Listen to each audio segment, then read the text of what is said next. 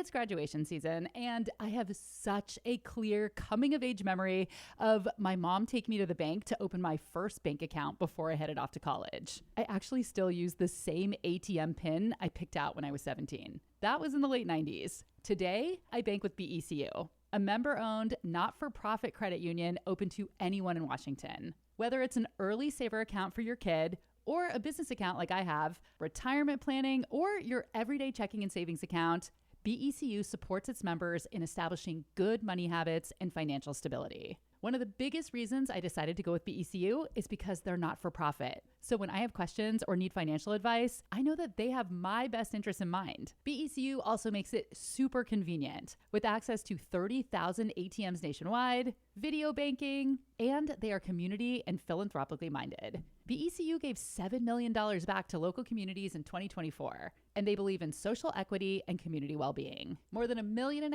people trust BECU with their finances, including me. Learn more at becu.org.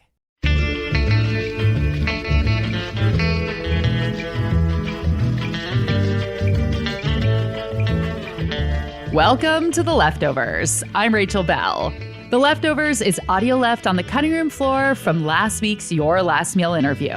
And today, you'll hear never-before-heard cuts from Dave Barry, the prolific Pulitzer Prize-winning humor columnist and author. Dave's new book is called Class Clown, The Memoirs of a Professional Wise-Ass, How I Went 77 Years Without Growing Up. And I can vouch for this fact. I never would have guessed that Dave is 77. It felt just like chatting with a friend my age. A very funny friend who is really fun to banter with. See, that's one of the reasons you don't want to go to a fast food place. Those little horrible ketchup packets that were invented by Adolf Hitler. That's a known fact of science. We talk a lot about ketchup in this episode, including if it should be stored in the fridge or in the pantry, which is why I welcome a food safety expert to the show to set the record straight. If you missed last week's episode, I suggest going back and listening to that one first. But if you're all caught up, let's get into the leftovers with Dave Barry.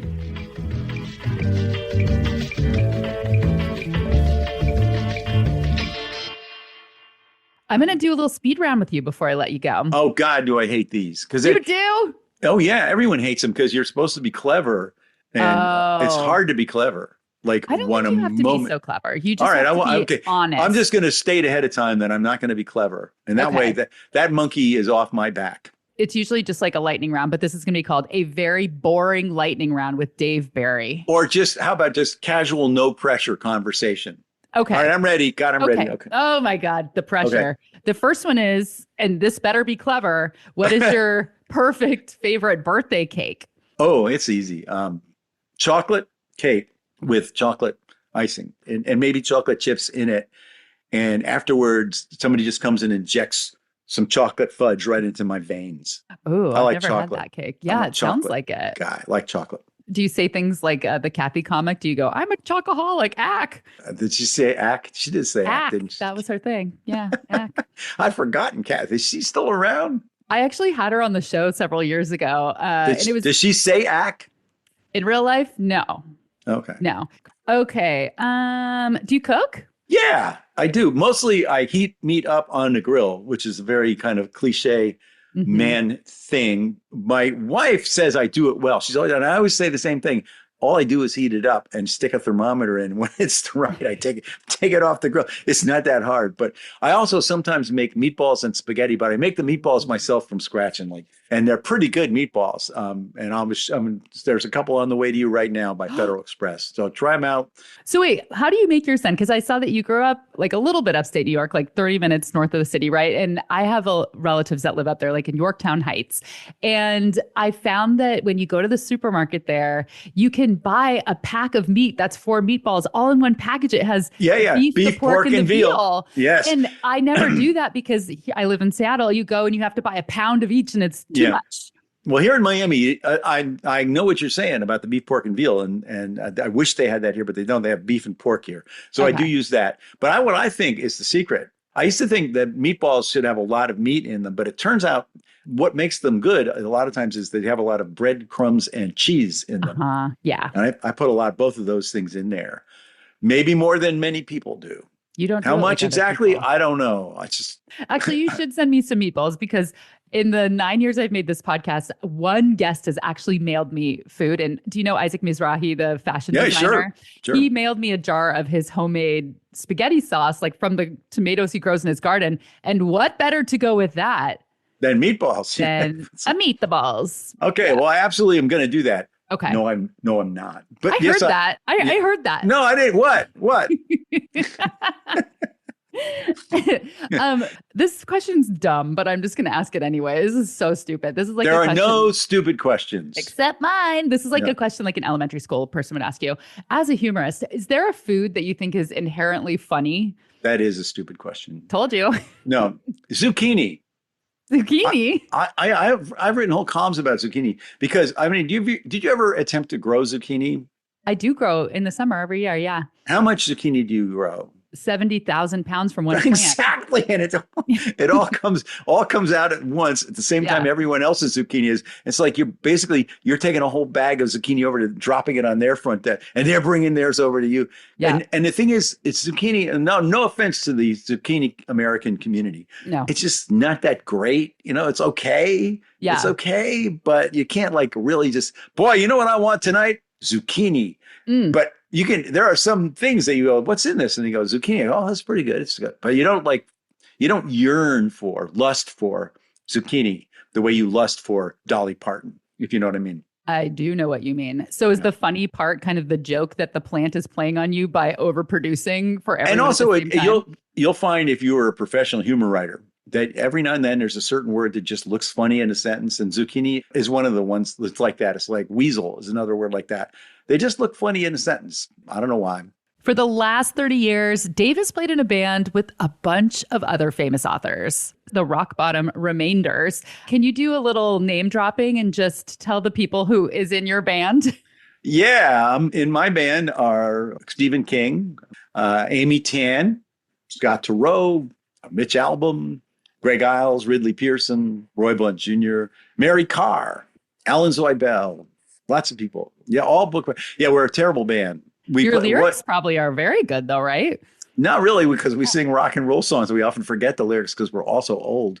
Some bands practice their songs ahead of time. We don't do that. We just don't have time. We're very busy authors. So we play and then we go, we should have practiced those songs ahead of time. But then it's too late. Do you actually play gigs or do you just play with each other? Listen to you with the hip terminology, gigs. Yes, we do. We played a gig just last November here in Miami at the Miami Book Fair, and almost the whole band was there, and almost the whole crowd stayed the whole way through it, and we remembered a lot of the words to some of the songs. Do you do covers or do you play your own songs? We actually do a couple of songs that we wrote, but mostly it's old rockers that people remember. The idea being that if we play it, it's such a familiar song that even when we play it, people figure out eventually what song it is. After 30 or 40 minutes. But we do some original tunes. We did original tune that I wrote in the last time we played called the Moby Dick song. It's about Moby Dick. I wouldn't have guessed. How did this band start? It started in San Francisco. There was a woman, her name was Kathy Goldbart, the late, great Kathy Goldbart. She was a literary escort in San Francisco, which is a person, when you're on a book tour, she meets you at the airport and takes you to the various interviews and then takes you to the hotel and then takes you back to the airport the next day. She got to meet a lot of authors that way. And she was also in a bunch of bands. She's always been part of the music scene in San Francisco. So she came up with this idea in 1992. The American Booksellers Association would have a big convention every year, and it was going to be in Orange County, California.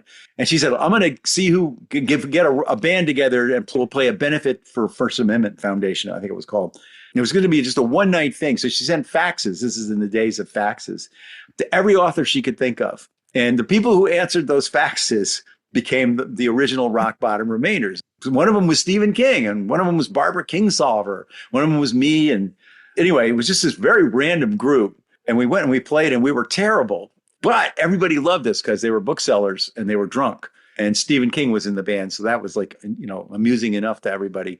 And when it was over, Stephen said, I want to do this again. We're not done with this. And so we did more and then we did more. And we tried to quit, but we can't even do that well.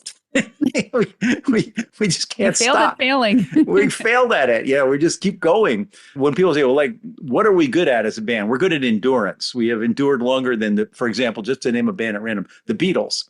If you're going to score on endurance, we're way better than the Beatles. And that was Dave Barry's Leftovers.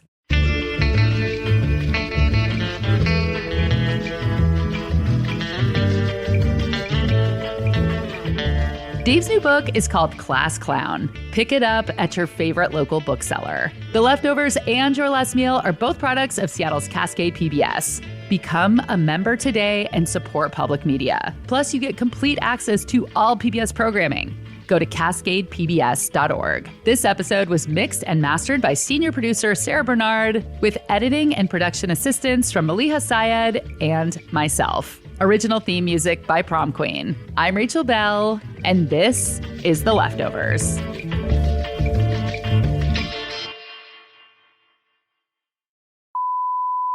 Well, I'm very feminist too. Fine. Haven't you picked up? You haven't said anything terrible yet, so yes, No, you are a feminist. And pretty much every political view anybody listening to us has, I agree with. So for what that's worth. But okay, you're like Dolly Parton. Just everybody loves you. Everybody. Wouldn't it be great to be as liked as Dolly Parton? Yeah. God. I mean, I will always love you. I will too. Thank you. You know?